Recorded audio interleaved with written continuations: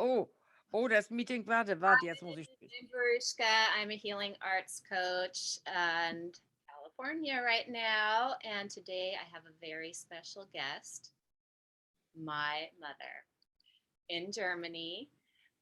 She has written a book about her life and has really a lot of amazing stories to share.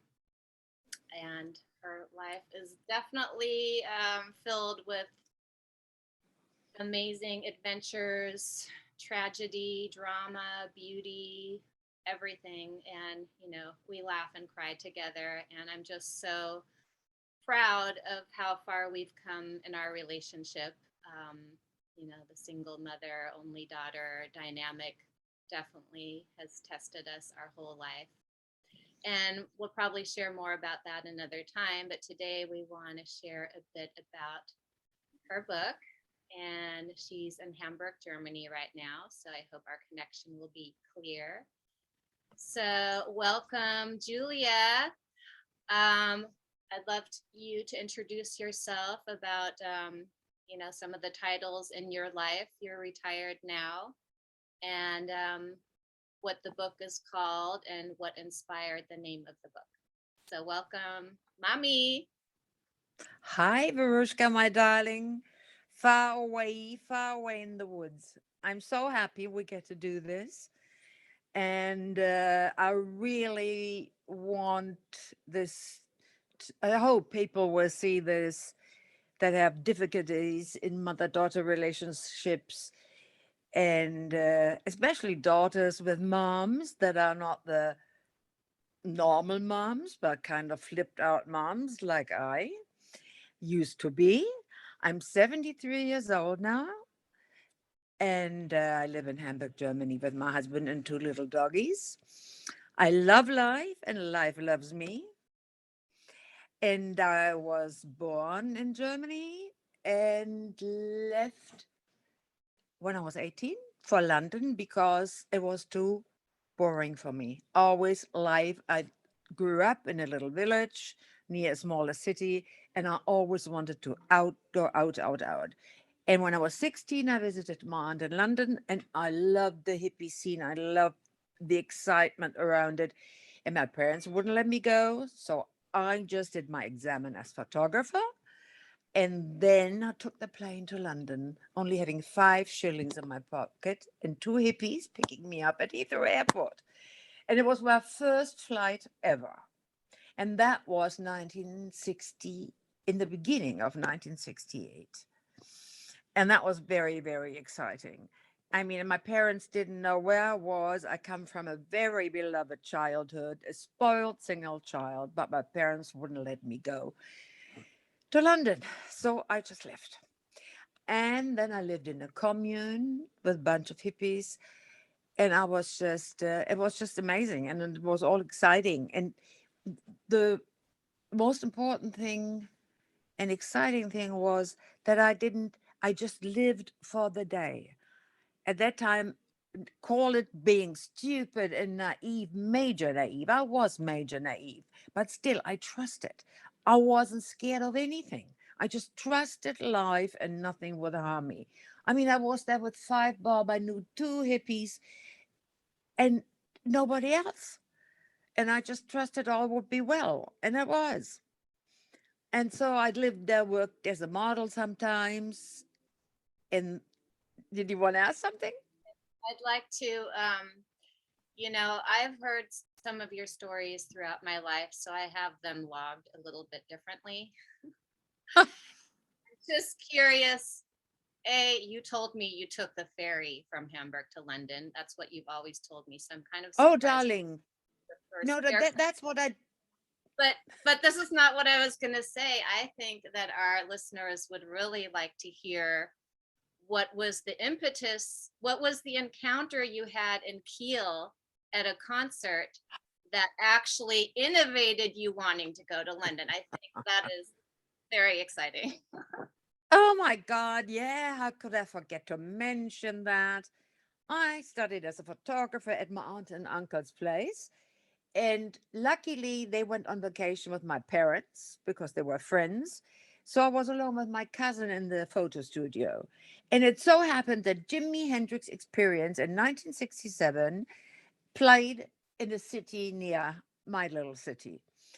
And they just came from Sweden, the Jimi Hendrix Experience. And I took a little friend with me to the place, to the club, huge club, huge club. I was so excited. I was sweet 17. And I had my huge camera outfit, of course, with me.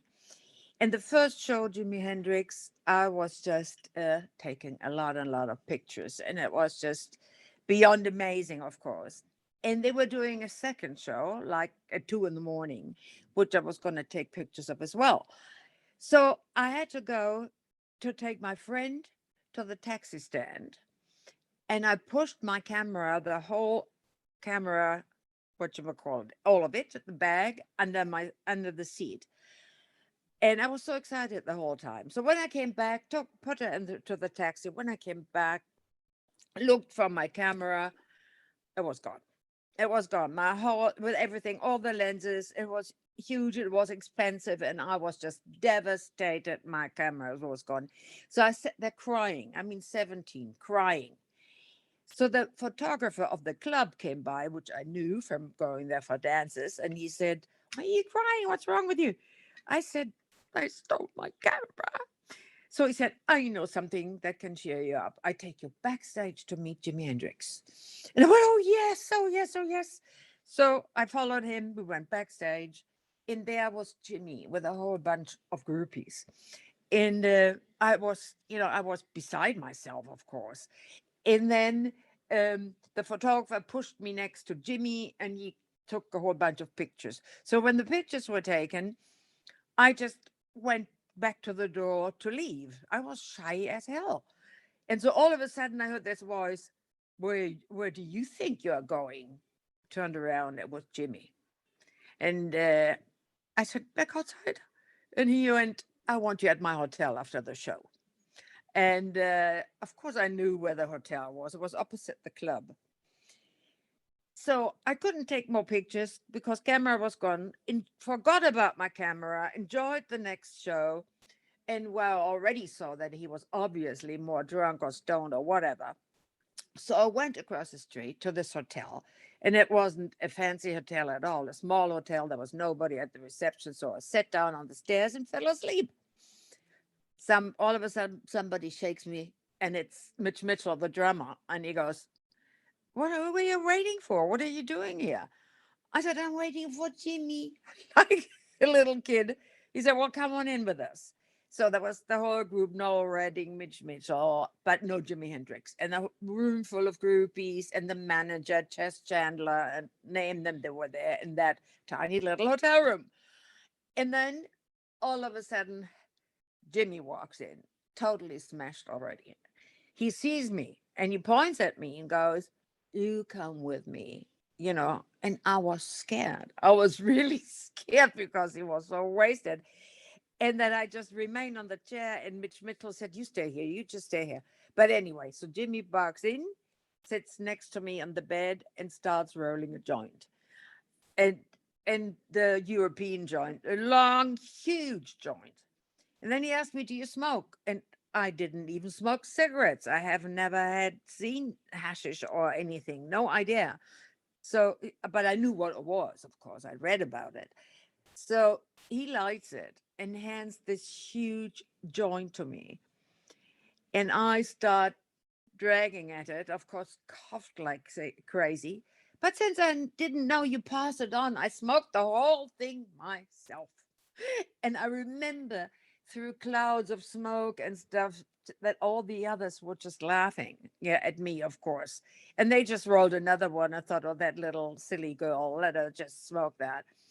And I don't remember much more. I tried to get up to go to the bathroom and I thought I was flying. So I sat back down and just then at one point, I just fell over on the bed and fell asleep. And the next morning, I woke up and the other ones were all up already. And Jimmy walks in the room. He wasn't next to me in the bed. He just walked in the room. His room was next door. And he walked in and he goes, he was, of course, totally straight. And he hands me a comb and he's just said, do my hair. And he says, do you have any plans? I said, no, why? Actually, I would have had to go back to work. But anyway, since my aunt and uncle weren't there. So I said, no. He said, well, then come with us to Hamburg and spend the time with us in Hamburg at the Star Club. And I just called my cousin and said, I'm off with Jimi Hendrix for a week. So that was one almost a week with Jimi Hendrix experience and exciting time and great days. And he wrote his British address in London. He wrote in my passport, in the back of my passport. Unfortunately, my dad threw it away someday. What a shame. Anyway, so that was meeting Jimi Hendrix. And then I met him again in London at a huge concert, open air concert. But I was so smashed off my head on LSD, I couldn't speak. I couldn't speak. He was standing in front of me, and I don't know, I couldn't understand what he was saying, and I couldn't speak. But I will never forget it because I so regretted that I couldn't even talk to him. That was the last time I saw him then. But it was a great concert. But then again, I met the band The Family with the Rick Gretsch and all the and Stevie. No, what was his other name from Traffic? I met all of them and became friends with them. That was funny too. So that so much to Jimi Hendrix, and then London, hippie, going from club to club and just enjoying it immensely, just having so much fun with the music, and I never wanted to get married and never wanted to have children. I just wanted to live a free and exciting, adventurous life. And if it would have been for me, I would have stayed in London. I But mean, that wasn't. being a baby boomer and growing up post World War II with half of your family in East Germany, now former East Germany. Yeah. I mean, you were in, it's like the exact opposite of what you were experiencing in London. I mean, the taste of freedom and connection, and it must have felt like an entirely new world. Oh, it did. And it did. And of course, I was so happy to come out of small mindedness. Not my parents, they were brilliant, but small minded people around me, little village, and everything was too small for me. I felt really pressed into it, and I knew there's more. I've always wanted to go out and see more. And I was always very, very curious about life from the beginning on. And so there it was, flat in my face. And I trusted, and I just lived really in the moment. I lived in the present. I didn't worry, well, am I going to get a job? Do I have food tomorrow? I didn't care. I just didn't. And then in among this crazy life, lots of, oh no, wait a minute. Now, this exciting, most before I met your dad, the most exciting thing that happened was most of the time the people had drugs but no food. And I was so hungry. So one morning, I leave our hippie flat and go Blenheim Crescent off Portobello Road. There was this Mike's Cafe. A Greek guy ran it. And sometimes he had a fried egg for me or something. But this morning, the local dealer sat there and he said, oh, you are just the right person I want to see. I've got a question. I said, what do you want? He says, I need somebody to fly with me to Beirut tomorrow. Do you want to fly into the Lebanon tomorrow? And with that questions, even though I've never done it or heard of it, I knew about red Lebanese hashish. So I knew it must have been something to do with smuggling. So I said, immediately said yes. I just saw adventure and said yes. So I said, but first you have to buy me a breakfast. I'm starving to bits. So he bought me a breakfast, and he said, we have to go through all of this afternoon. And this other guy's flying with us. He's at Heathrow Airport. And we did all the planning and stuff.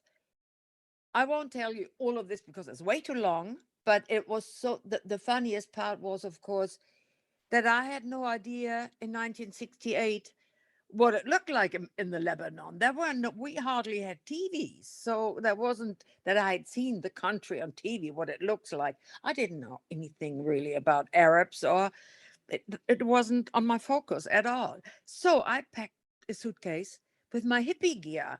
I didn't own a bra. I For a photography job, my Jimi Hendrix hairdo had to be almost shaved, so I always wore a bright blonde wig. So I put that on, a mini dress, some sandals. I looked fucking gorgeous, but I mean, that's not how you fly into Beirut in 1968.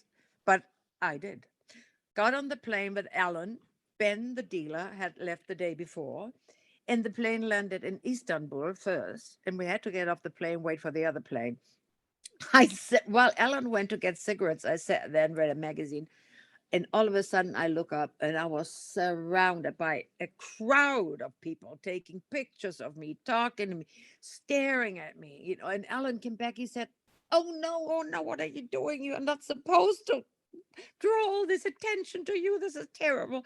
Didn't you bring any other clothes? That's he could have thought about that in London, but not in Istanbul. So anyway, we got back on the plane, and when we landed in Beirut in July of 1968, that was to me like landing on a different planet. I mean, the heat, the smell, the color of the country, of the earth, it was just amazing. I've never had anything like that again ever in my life. And I mean, I was silly 18 and naive. It's unbelievable. So anyway, so I get off the plane, and all the custom guys, as I enter the hall, they get up off their chairs. Of course, everybody's staring at my legs and no bra.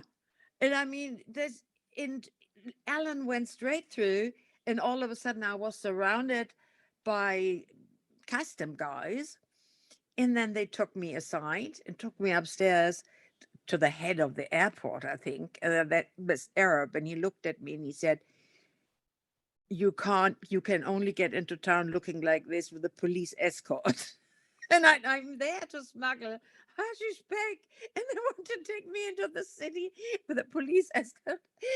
So he said, do you have any other clothes in you? I said, no, I don't. And then he said, which hotel are you staying at? I told him because I knew it. And so he said, well, good luck getting on the bus then. I convinced him to let me go. And so I got on the bus with Ben and Alan, and made it to the hotel. And then we met the local dealer, the connection in Beirut, and his wife. Finally, she gave me a long skirt and another blouse to put over my blouse, because I mean, that's when I saw how all the women were dressed. I mean, they showed their faces, but that was it. And here I'm running around like, well, so that was the beginning. And then we moved to Autobiography and stayed on a hashish farm, which was just a trip. The whole story is a trip, but it'll be in my book because I've written a book about all of this. My book is called Ichiku Park, and that's a song for people who don't know by the Small Faces, Out of the Sippy Time. It's just a beautiful song, which actually shows the way of life of the hippies. It's a happy hippie song. And there are a lot of dramas, because of course my life wasn't only fabulous, uh, but the stories are in there. But this Lebanon story is a very exciting story. All I'm going to say, maybe details much later on the next show. I made it back from the Lebanon to London with 7 kilos of red Lebanese in the Panam bag and 4 huge kilos on my little body. And I made it through customs without being searched. No dogs around me. And it's just amazing that that went well. And but through that, of course, I made a little bit of money. Not what he told me he would give me, but anyway, it was enough for me. I haven't had that much money at once in a long time. And shortly after that, I meet your daddy. And so when I walk into the pub to meet him, I'm very self confident. By the way, pardon my English. I don't speak English anymore, so I'm happy I can talk like this after all these years. I'm dressed like to die for. I'd been to the Chelsea antique market getting fabulous clothes for my money, and I just felt very secure with my wig, my blonde wig on. Well, and we fell in love right away. I mean, that story is rather fantastic, How I Met Your Dad. No, I have to tell the second I saw him on Portobello Road when I ran by him to go to the bakery, and there he was, long blonde hair, tanned face. Was heißt Grübchen nochmal? Dimples, green eyes, and white jeans that were in cowboy boots. I mean, you don't see that in London. And then this beautiful, beautiful face. And I just stopped dead in my tracks. And I looked at him and I thought, he didn't see me. And I looked at him and I thought, that man you would even marry. And to have a daughter by him, I swear to God, this went through my mind in seconds. Must be the most beautiful girl in the world. And I don't care what he did with me, but I would even marry him. All this went through my head. And then I went by him, got my bread, and took another quick look. He didn't notice me and ran home. And I told my girlfriend, I've seen the man of my life. That man I want to marry. That's the only one I want. 3 weeks go by, and I go with a friend into an apartment to score some ash. And he sends me into a room. And that room is crowded with hippies, but there's Donald. And there he is. Yeah, Donald was his name. And somebody was doing his astrology chart. And then all I got the information, he was born in Hollywood. His name was Donald. He was a Capricorn. That's all the information I got. And then the guy came and said, let's go back. So I knew that. 3 months go by, and I can't forget him. I mean, I don't have a boyfriend, nothing. Can't forget him. So then I have a modeling job, and we're going to drive out to Cornwall to do a photo shoot. And we stop in the outskirts of London at a red light. And there he walks across the street with a guy I knew from the scene, Nasha. Yes. And then um, I think it was his name. I'm not sure, but it doesn't matter now. Anyway, I knew him. So then, after we come back from the week, I could barely wait.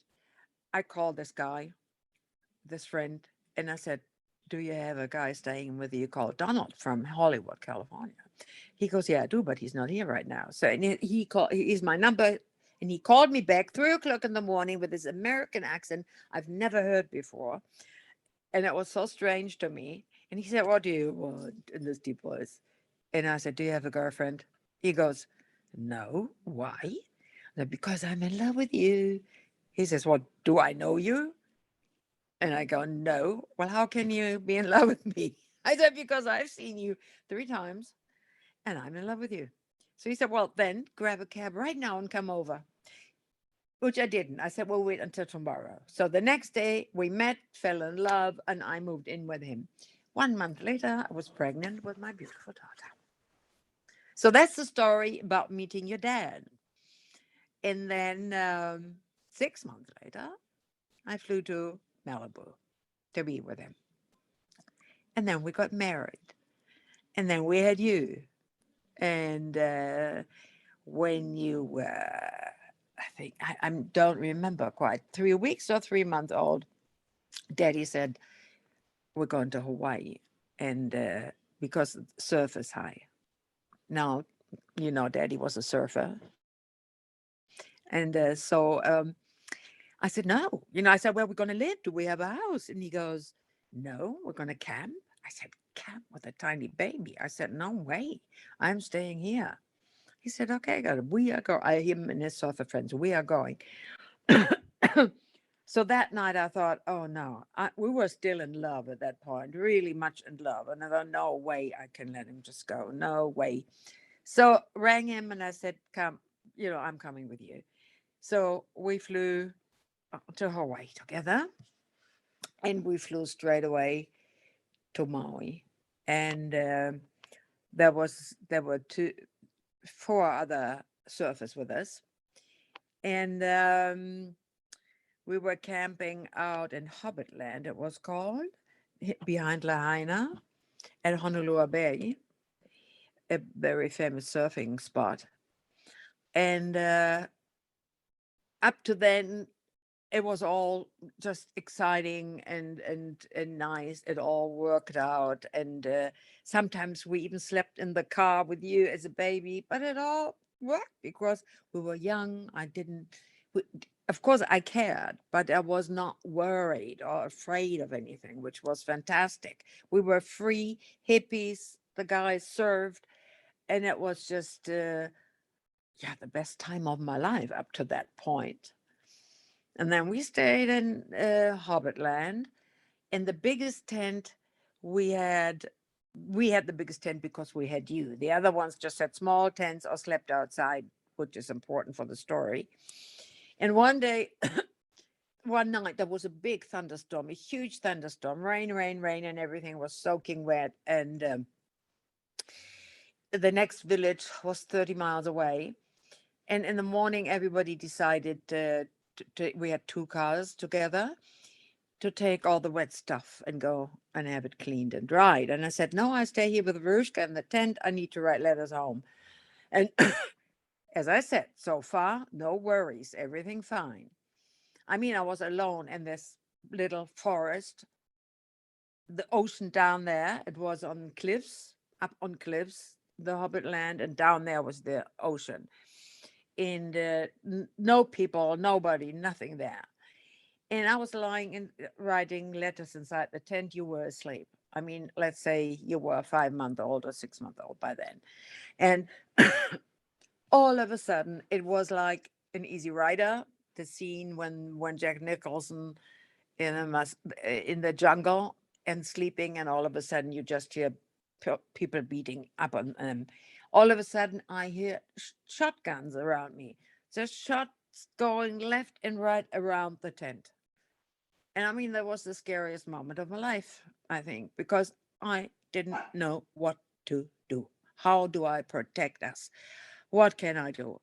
First, I laid flat over you, flat on the floor. They just kept shooting out there. And then I thought, not for long, because this is all, it sounds like I thought about it a long time. No, this was all in seconds, saving our lives. So I thought, they think because there's no car that nobody is here, and they wanted to put holes through our tent as a scare. So I need to go out there and scream that we are in there. So I took you and had you on my stomach like this. And I was screaming, stop shooting, stop shooting, stop shooting. We're here, we're here. I'm here with the baby. Stop shooting. And they stopped shooting because I think Hawaiians have a respect for children and babies. And then I just saw a Jeep further down driving off with 5 or 6 locals on them, with naked, just trunks on and guns in their arms. And they drove off with beer in their head and drove off. And that was that was beyond scary. I mean, that was unbelievable. But I saved us. I saved us. And because I do think they would have shot through the tent, not knowing that we are in there. Anyway, they all came back from doing the laundry, and here I'm sitting crying and frightened and scared as shit. And but you were all happy. Of course, you didn't notice any of that going on. And so I told them, and they were, of course, shocked and everything. Everybody was excited. So we went, no, we have to move from here. They're coming back. And I don't know why we even did that, but the guys decided to go to another campground. So, but it wasn't even far away. It was down on the beach, further down. And we always had to get allowance. No, not allowance. We always had to get, yeah, that we could stay there for 3 days, always for 3 days and not any longer. And unless we went on a public campground, but which we didn't. We always camped there where the waves were the highest. So we're on a different campground. And that evening, we all decided to go to the movies. And that was always brilliant, going to Lahaina and this shack, this wooden shack. And I've always put little blankie on the floor and our sleeping bag and put you down. You slept through the movies and you put me on my titties and you were always quiet. It was always great. So we drove back late. That was a late night. It was full moon, cloudy. I went again in our big tent with Daddy. You were in your little basket, and Nolan and what's her name, Jackie, were right next in the tent, and two other friends slept outside. And there were some other people had come that night, and they slept in their car. And all of a sudden, we went to sleep and woke up to people screaming, fucking howlies, leave our island. And you could hear they were drunk, pissed off their heads, and very, very angry. Leave our islands. We don't want you hippies here. Fucking howlies, leave. And then I just heard things crashing and smashing and slamming and people yelling. It was just awful. So they were right outside our tent. And because two people were sleeping outside our tent. So then I said to Don, we gotta. Oh no! Then I heard that they were moving away. They were moving away to this other tent that to the people that had arrived that day. So I said to Don, we have to now. We have to run. We have to run before they kill us. Of course, we were naked, and I grabbed you and had you in my arm, and Daddy had run before me. And there were just two places to go: behind the tent into the jungle, or down to the beach, or down to the beach. So when I got out of the tent, I didn't know where Daddy had gone. So I just jumped down to the beach because I didn't want you scratched in the jungle. And when I got down there, he was behind a bush. Sorry to say that, but anyway, he had to hide as well. So we started running in the sand, try and run in the sand for quite a bit until we decided to hide in the kiabe bushes. And we hid in the kiabe bushes with big thorns, just all over bloody and naked. And then, thank goodness, I was breastfeeding you because you woke up a little bit. And so I just put you to my titties and it was fine. And I don't know how long we stayed there because we didn't know whether they're gonna search for us or whatever would happen. And then Daddy said, I'm gonna go back, sneak back and see what happened. So I'm alone with you under a kiawe bush on the rocks, ocean loud, and the waves crashing, full moon. It was like a, a movie, a scary movie.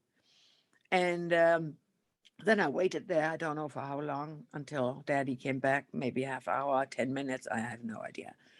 So he said, they're gone, and then we came back and they had slid open all the tires of our cars and thrown stones through the windows so we couldn't go for help. And they had killed this one guy down the street, and they had hurt this other guy in the eye and stabbed this one guy, but he wasn't killed. And our other friends next to us, our close friends, they were Jackie and Oren, and they were hurt pretty bad because they had jumped on their tent up and down and just hurt them really a lot. So that's what we did. We survivors. The guys built a fire because we were scared they would come back and kill us all. And built a fire and sat around it and got weapons from the wood like sticks. And I just crawled into the tent with you. You slept through all this, which was fantastic. And yeah, and the next morning it happened. We were so far from everything, but a small tourist bus was way up there, and the guys ran up and they called the police. And these locals had attacked quite a few campgrounds and killed quite a few people that night. And I said to Daddy, I don't leave Hawaii to the locals. Let's go back to California. I can't handle this. But we couldn't leave because, of course, they were looking for these guys, the police. And then Daddy got a house for us on Oahu, on the North Shore, which was fantastic. In a house, I felt safe with you. And we stayed there for quite some time. And after a few months, they had found these locals and arrested them. And of course, we couldn't go fly tomorrow and say it was him, because we didn't see any faces. But anyway, some people recognized them and they got, I think, 4 or 5 years in prison. And that was it for killing so many people. It was a nightmare. So that was the worst part that actually happened in my life because I was so scared about you and about our life. The rest remained nice. The rest remained nice with surfing, taking trips, going to concerts in Honolulu. And could always play on the beach. You were always playing on the beach. We had so much time. That was all good. Then were some other stories. I don't want to talk about it now because it's too heavy. When I left Daddy to live with another guy, but that drama is another drama in my life, in our life. That's when I eventually had to leave the island with you and move back to Los Angeles. Yeah, I still uh, to this day, it really, really hurts. I can't talk about that now. Um,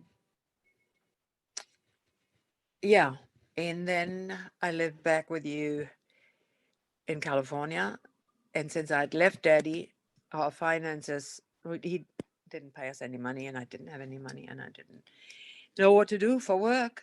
So I started to smuggle marijuana between Hawaii and San Diego, which was cool because there are no borders, and we had a nice life. We had an apartment in Manhattan Beach, and I just had to smuggle a couple of suitcases once a month. It was easy. It was easy money and an easy life.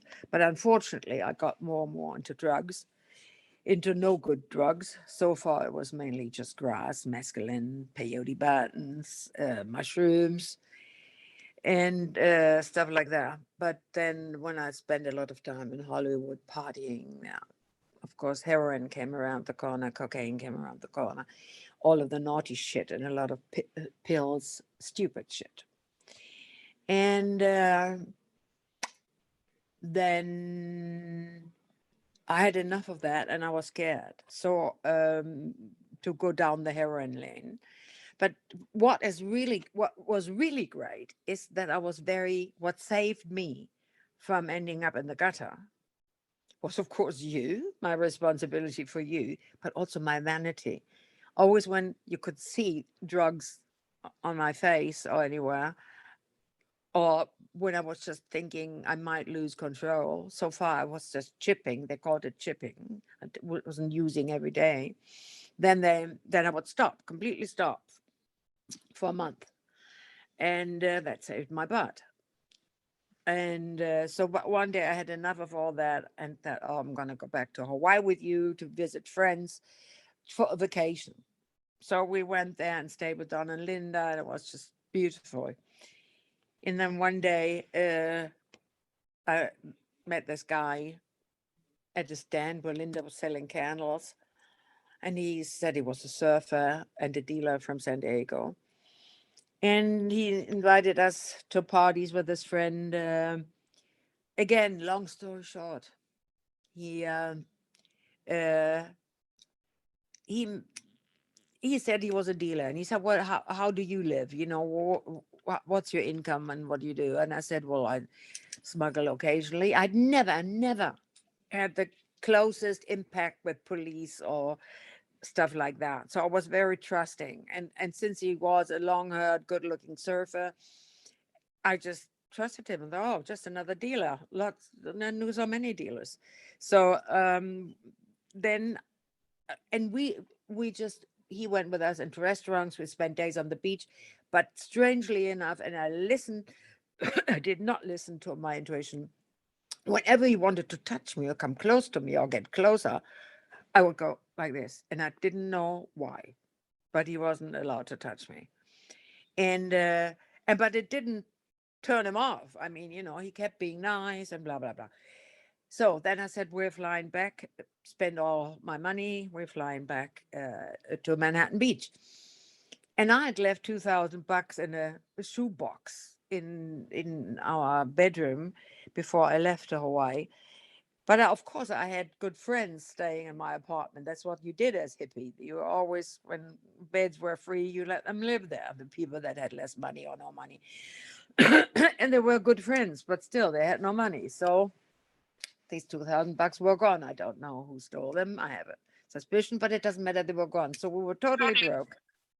And then, oh, sorry, something happened here. And um, then this guy calls. This guy, Mackenzie was his name, from Hawaii. He calls me in Manhattan Beach and says, "Oh, Julia, I desperately need 4 kilo of heroin and 4 kilo of cocaine." I said, "Are you out of your mind? You know, I'm not a dealer. I'm just a smuggler." And then he said, "I thought you are the dealer. What happened?" And he said, "Well, my connection got busted and I really need this." And I said, "No, I don't. I can't get that for you." So 8 times that day, he calls me and pushes me. And since, of course, I knew dealers, we were flat broke. At the eighth time of a ringing, I said, "Okay, I'll do it." So here comes my big mistake. I call my dealer in Hollywood, and he says, "Yeah, I can do that for you. But how long have you known this guy?" And I knew if I would say 3 weeks, he would have said, "No way." So I said 2 years, and he's cool. So he gave that. He said, no, he said, "Thank goodness." He said, "I give you 1 kilo. And if that goes over all right, then we can do the rest." I said, "Okay, cool." So I met him, this guy, Mackenzie, in Oceanside, in a really fancy restaurant. And it was my birthday, my 25th birthday. And I was dressed hugely because we are going to go partying afterwards. And the terrible number was the really terrible, still to this day in my head, "I left you at the dealer's because his wife was going to look after you and we're all going to go out partying. Good friends." And so when I drove to Oceanside with this Canadian guy, because I didn't have a license, "I left you there as well." And when we walked out to the car, you came running after me. I mean, you were 2.5, I think, or 3. And you came running after me and said, "Oh, mommy, mommy, can't I come?" And I said, "No, you can't come. Mommy will be back in 2 hours." And mommy was back in 2.5 years. And I still, to this day, your face at that moment is tattooed in my head. And now I can talk about it, but still, I have to really be hard not to cry. So we drove there and we went into the restaurant, and they were sitting there. That Mackenzie guy, his hair short, a suit, with a guy who looked so much like a cop. I mean, I should have just taken a look and ran, but it would have been too late because all the cops were there already in plain clothes. So I walk in, sit down at the table, and I go, "Why did you cut your hair? What's wrong?" He says, "Well, if you do a deal like this, you want to look plain." Long, they order cocktails because it's my birthday. I give them the taste under the table. Comes back from the toilet, says, "Good stuff, all good." And then the cocktails come, and we say cheers, puts down the glasses, and he bends back. This Mackenzie guy looks at me. I was with the back to most of the stuff happening. And of course, the Tommy and I, the guy who drove the car, we had taken, before we went in there, we did a big line of heroin, so I was pretty smashed. Not totally, but pretty. And so all of a sudden, where the Mackenzie guy does this and has a badge here, a cop badge, and says, "Happy birthday, Julia." And then we were surrounded. I had a gun in my back. It was like Miami Vice. and just, I couldn't be, and I still thought, I'm still thinking, where are the cameras? Where are the cameras? This is a movie. This is a joke. This is not happening to me. And so when they take me out, it's all like really, I'm in a different zone. They take me out to the car, and the second they push my head down, like in the movies, into the back seat of all plainclothes cops, of course. And they read me my rights. I know this is it. I'm stuffed. I'm totally stuffed. And I was just sitting in the back, Mackenzie at the wheels, Tommy, the guy from Hawaii, next to him. And I was screaming and hollering. And I said, how can you do this to me? I have a baby out there in the real world. How can you? He said, just relax, Julia. We don't want you. You are a little fish. You just give us a list of all the dealers that you know, and you'll be deported with your daughter to Germany in a few days. Just a couple of days in county jail. And I said, you can wait until you die, you dirty motherfucker. Because Billy was a friend, a good friend, the dealer in Hollywood, and you do not snitch on friends. I mean, that's just the way it is. I got myself into that shit. To A lot of people have asked me, how can you leave your daughter out there and protect a dealer? It didn't even occur to me to snitch on him. That wasn't my way. And I thought, well, you in the end you'd be safe with daddy or whatever. I thought. I mean, and I still couldn't believe all this. Anyway, so they got me. I was in county jail for 6 months, and not knowing what happened to you, not knowing what happened to you. I was crying all the time in the dorm with 30, 40 women, prostitutes, murders, maniacs, Mexicans, black people, everything mixed. And I was just this blonde little hippie chick, and always crying. Until this one black woman went to the door and said, "Cop, come here. This bitch doesn't stop crying. She gets on our nerves." So this one nice cop let me make a phone call so I could call Billy to see where you are, what happened to you. And um, he said, oh, yeah, that was it. He said, Melissa had come to pick you up. A friend of mine had come to pick you up at his house. And then you went to your godparents, Bert and Joe, until Daddy was back from his trip around the world.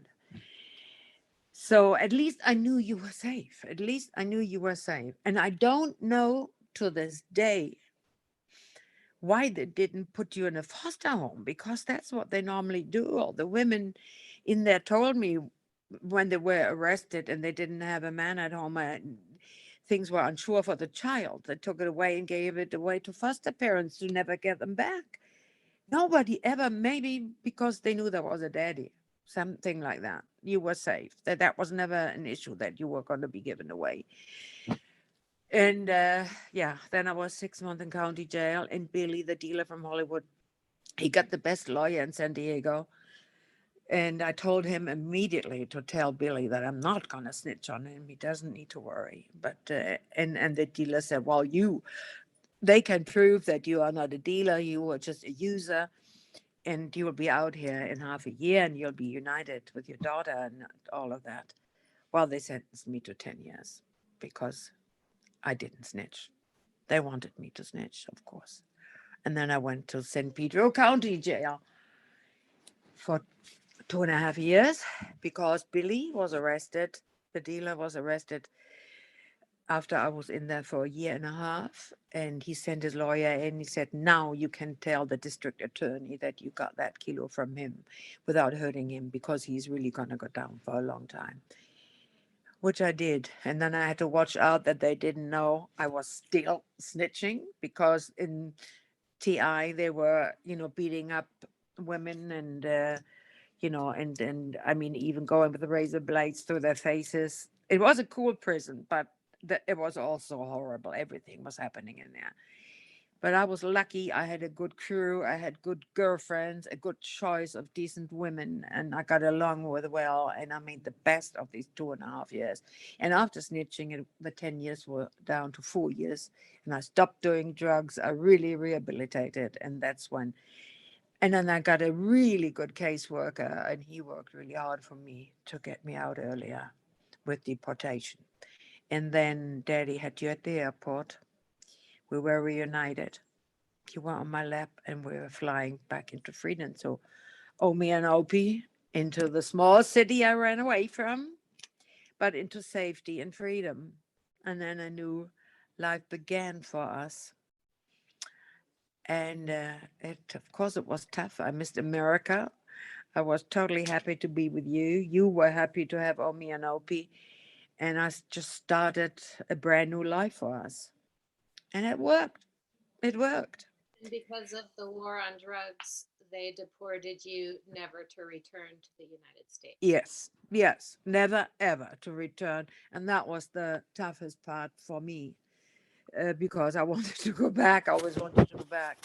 And then we moved from the small city later on to Hamburg, and you were going to school 1 year in California, 1 year in Hamburg, and sometimes more in Hamburg, and just a little bit of chaos, but it was okay. And then 1 year you were in America, and I had a boyfriend at the time who was a journalist, and Reagan was president. And I wasn't doing any drugs. I started to get into drinking and working at an advertising agency as a chief executive secretary. I had really worked my way back up, visiting secretary schools and all of that. I got my power back. Let's put it that way. I got my power back. And but started to drink because I was an addict. I was a drug addict. Without drugs and alcohol, everybody drank, especially in advertising. Anyway, so Rainer, my journalist boyfriend, said, "This is so tough on you that you can't visit your daughter in the States. I'm going to write a letter to Reagan about your situation so you can go back on visits." I said, "Ridiculous. Nobody's going to read a letter from me in Hamburg." Also was a journalist who wanted to maybe go to Washington as for the peak of his career. That was a motivation, right? Maybe. I don't know. I don't know. He actually really, really wanted to help us. And anyway, so 2 months, 2.5 months later, I get a letter from the White House. I mean, a letter from the White House, from Nancy Reagan's secretary. I mean, this is so unbelievable. Good things were meant for us. So, and it said I should take all of my documents, the prison documents, and go to the American embassy in Hamburg. And there was a black ambassador or whatever you call them, Mr. Flower. I will never forget. He was so lovely. And I told him the whole story. And Mr. Flower gave me, uh, issued a visa for 60 days to go to the US. And at that time, you were for a year in California and you were ready to come back to Hamburg. And I told you that my girlfriend, my best prison girlfriend, Ruthie, was in Germany, and she would bring you the ticket to fly back. So that was one of the most beautiful moments. I don't know how you remember it, but it was just so amazing. It blew So my mind. It was like a wormhole. Like I could never imagine you in America. And I walk in and she says, "Oh, here's a package for you that I brought back." So I'm like, do do do, and I walk in and suddenly you walk out. I mean, it blew my mind. That wasn't in the list of possibilities in my world. yeah, Uh, yeah, that was so unbelievable. Remember you saying when you walked up the steps to the beautiful house on Redondo Beach that the smell was so familiar because I cooked your favorite dish, Hungarian goulash from Omi, and you just thought that was irritating you a bit. yeah. Anyway, we have to wrap up a little Oh, oh, bit time wise, but yeah, so many amazing stories, and I'm yeah, there are a very, lot more very with a good. right now. But Yeah. what I'm curious to know is that you have said before in the past that you don't want me to read your book. Is that still true? Of course not. That was a long time ago that I must have said that. Of course, it's for because I mean, you know everything out of the book. There are no secrets in there. I think I left out. I will reread it now. But I left out the juicy stuff, the sexual stuff. I left a lot of it out, but I left some in. But you are old enough now to read it. Maybe I said it when you were younger, but of course you can read it. It's yeah, and it's a power book about addiction, about mother and daughter overcoming addiction. I mean, I'm now sober for 32 years and clean for 12, completely clean. And that's a miracle on its own. And I love you so much. Is this a wrap? And we may continue some other time. Yeah. Well, we don't want to give away all the stories. So if you are interested in Julia's upcoming autobiography, um, we'll leave the information in the comments and you can get on her mailing list. But it was really great to hear the stories and see you in person. I mean, I love you. I love you. I love you. I love you. I love you so much. Oh, darling. well, Oh, let's darling, I the love you. video first. And can you share the title of the book again? It's Ichiku Park. Because I always want to say Itchapu. Ichiku Park. Ichiku Park. My friends in England don't know this park, but so anyway, I love it. All right. Okay, Well, thank you for sharing the stories. Love you. you are so welcome.